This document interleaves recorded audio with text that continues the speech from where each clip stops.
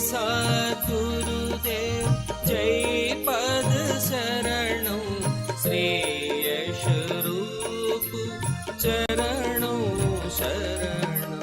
जय सद्गुरुदेव जय पद शरणौ श्रेयस रूप चरणौ शरणौ।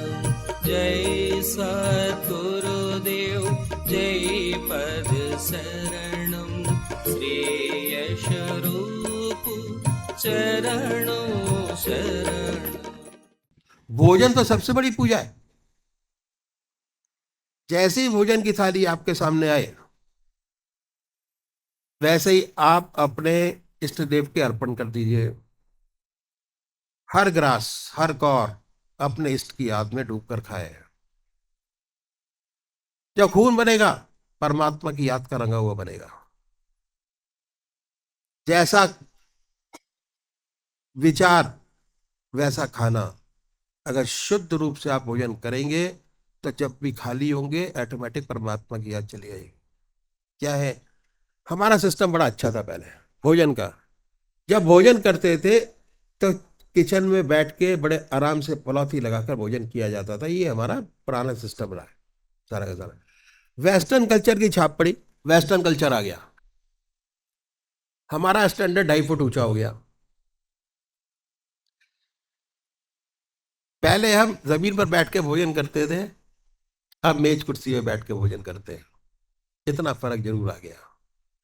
दूसरा फर्क क्या आया कि पहले परमात्मा को याद करके उनको अर्पण करके भोजन करते थे, अब हम सांसारिक बातें याद करके भोजन करते हैं। सारे जितने डिस्कशन होते हैं वो खाने की मेज पर होते हैं, क्योंकि हमने अपने आप को वेस्टर्नाइज कर लिया। उसमें तब्दीली लानी होगी। यह कोई नुकसान नहीं है, मेज कुर्सी में बैठ के भोजन करें। जब भी आप जो है भोजन करें, अपने इष्ट को याद करें, उन्हीं की याद में भोजन करें। उसके बाद हमारे जो बुजुर्ग लोग हुए, सन्यासी लोग हुए, वो क्या करते हैं, स्वादेंद्रिय निग्रह पर बहुत भारी जोर देते हैं कि स्वाद पर कंट्रोल कैसे करें। बहुत से भाई लोग नमक छोड़ते हैं, साधु लोग। बहुत से भाई लोग मीठा छोड़ते हैं, बहुत से सारी चीजें मिलाकर खाते हैं स्वाद पर कंट्रोल करने के लिए। क्योंकि जब तक स्वाद पे कंट्रोल नहीं होता, आत्मा की सारी इंद्रियों पे कंट्रोल नहीं होता।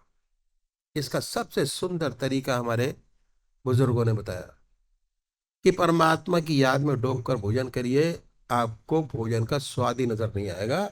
ऑटोमेटिक आपका स्वादेंद्रिय निग्रह ऑटोमेटिक हो जाएगा। स्वाद का पता नहीं होगा कि आपने क्या खाया और क्या नहीं खाया। खाने पर और स्वाद पर खाने का बड़ा भारी असर होता है, बहुत भारी असर होता है। स्वाद पर जो है, अगर डॉक्टर लोगों से पूछो तो कहते हैं कि इतनी सी चीज के पीछे हम ओवर ईटिंग करते हैं। जवान इतनी सी है, उसके नीचे कुछ नहीं है, पता ही लगता क्या खा रहे हैं क्या नहीं खा रहे। तो अगर स्वाद पर आपने कंट्रोल कर लिया तो आत्मा की सारी इंद्रियों पर आपका कंट्रोल हो गया।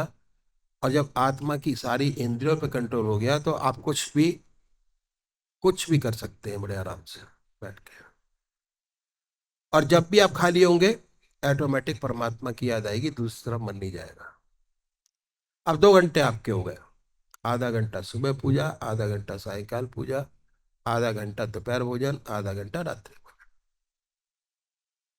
2 घंटे का समय आपने अपने इष्ट देव को देना शुरू किया। आपके अपने हो गए, अभी तक आपका अपना कुछ नहीं है।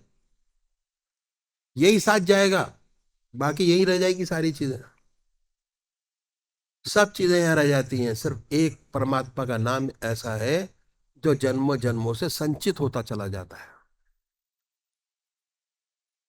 जो पीछे छोड़ा, अगर आज इस रास्ते में लगेंगे तो जैसे ही आपकी ध्यान की अवस्था बढ़नी शुरू होगी, ऑटोमेटिक वहीं पहुंच जाएंगे जहां आपने पिछले जन्म में छोड़ा है। इस चीज को संचित होती है चीज, बाकी सारी चीजें खराब हो जाती है। यही एक ऐसी चीज कमाई है जो हम संचित करते चले जाते हैं जन्मों जन्मों से। अब परमात्मा बार बार मौका देता है कि अपना योग पूरा करो। आप इसलिए भेजता है कि योग पूरा करिए। तो ये हुआ।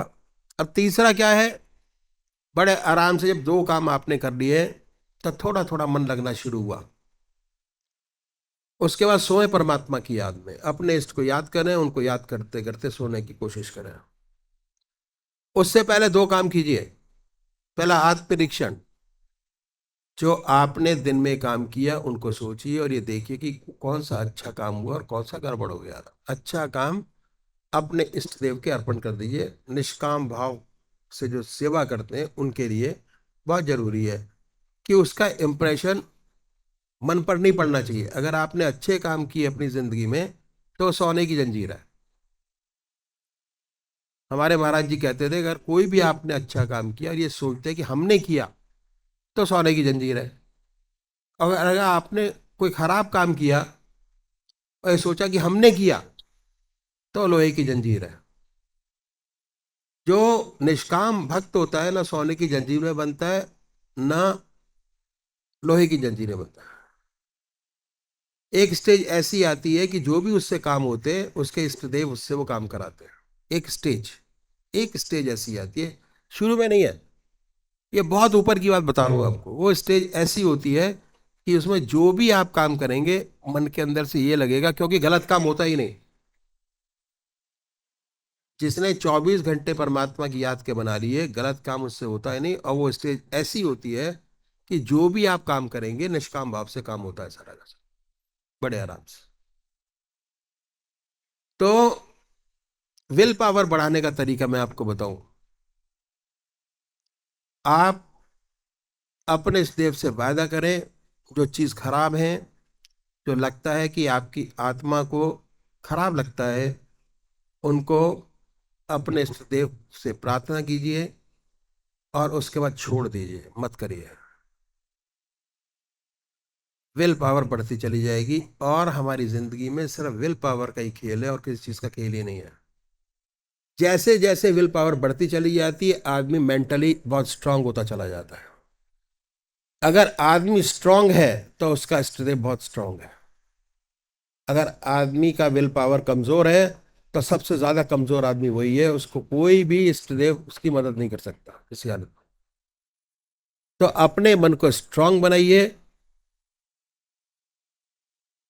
अपने टाइम को परमात्मा को डिवोट कीजिए, अपना बनाइए और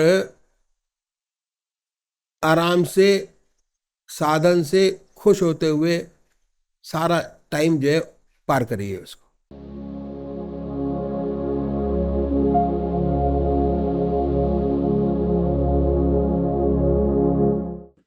अभी तक मैंने 8 घंटे के बारे में बात की आपसे कि 8 घंटे अपने कैसे बनाए जाए। आधा घंटा सुबह पूजा, अपने इष्ट देव को, अपना इष्ट देव निश्चित कीजिए। किसी के पास जाने की जरूरत नहीं है।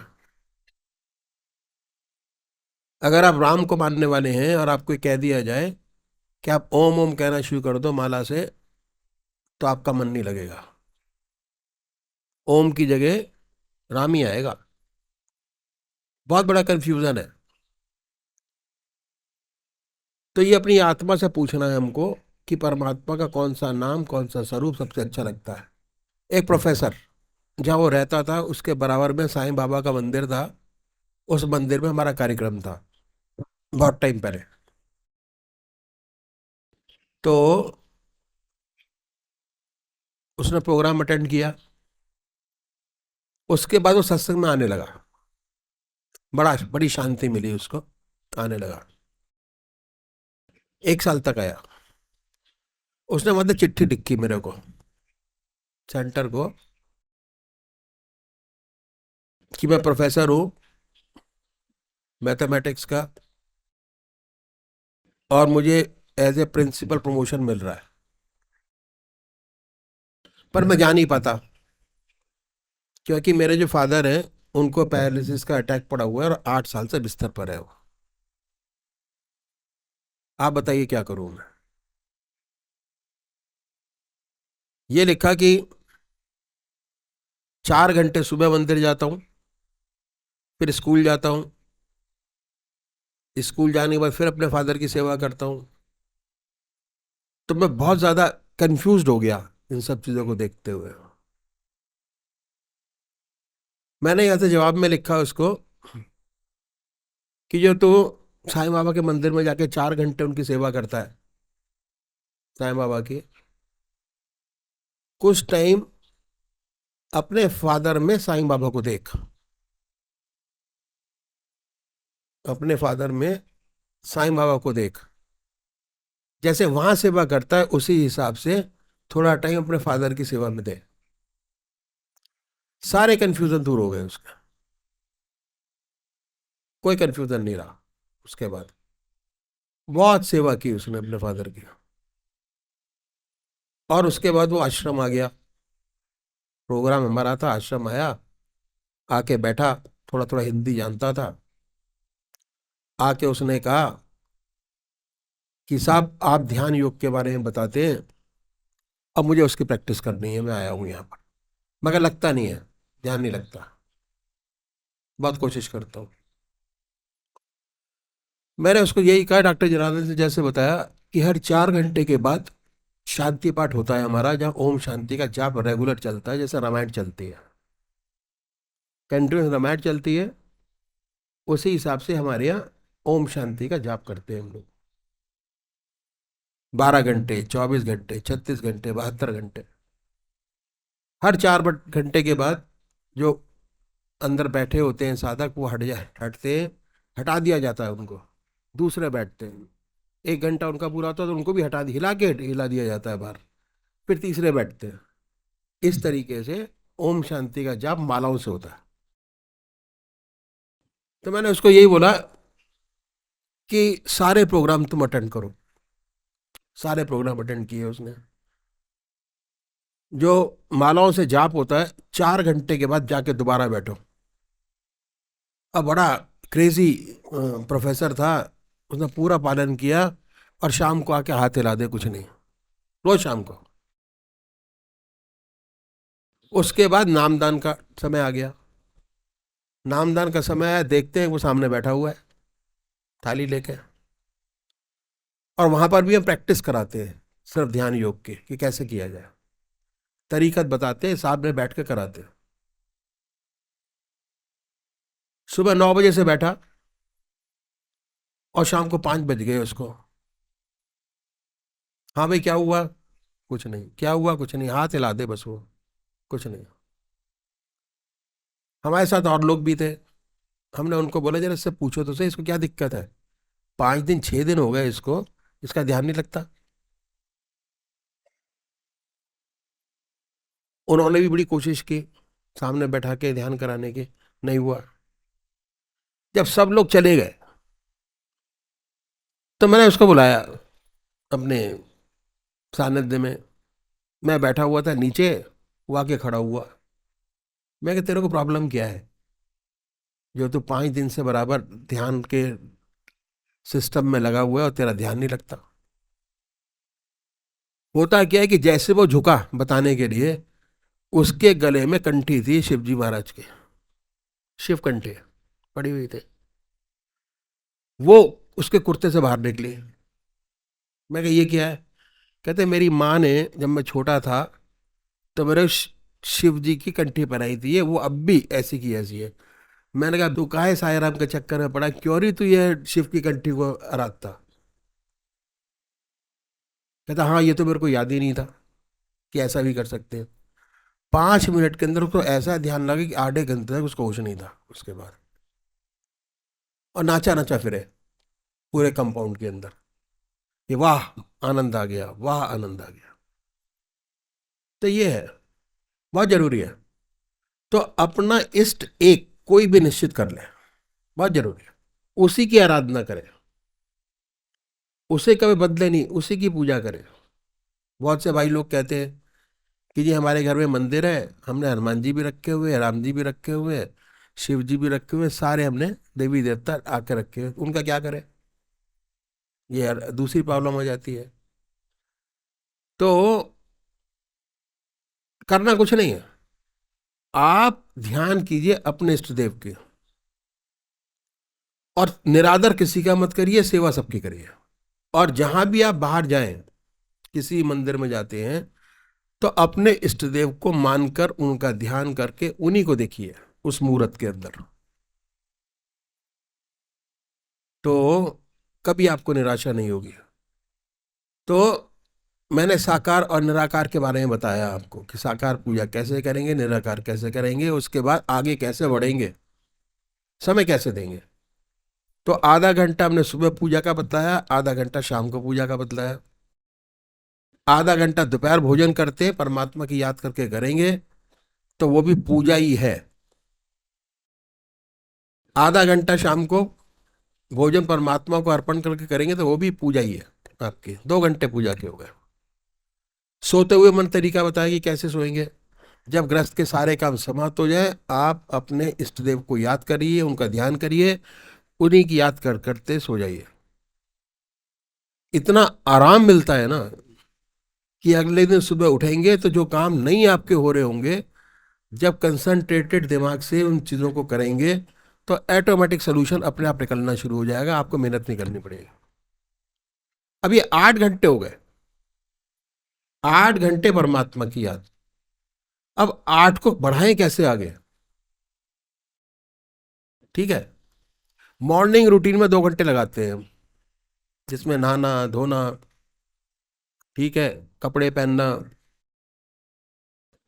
ब्रश करना, शेप बनाना, ये सारा एक एक आइटम को लेते जाइए। जैसे ब्रश करना है, क्योंकि अब तो हमें आदत बनानी है,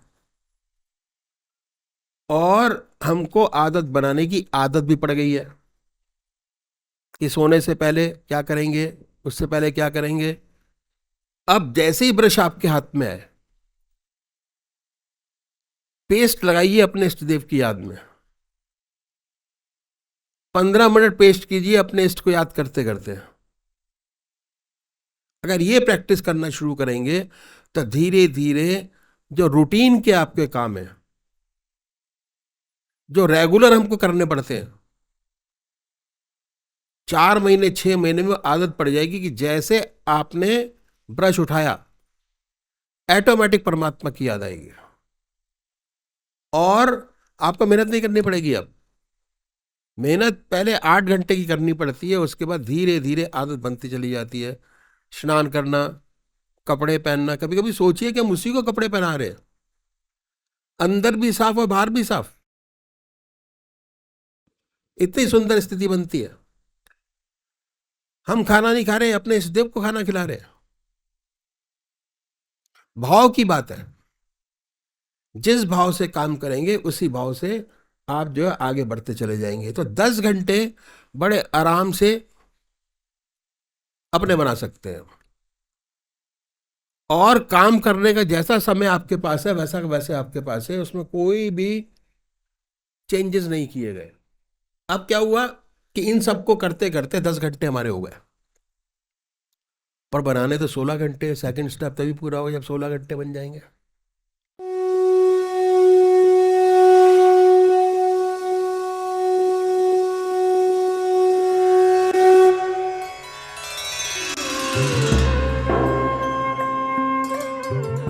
ध्यान योग के कार्यक्रम आनंद योग से निशुल्क जुड़ने के लिए संपर्क करें 9810239677।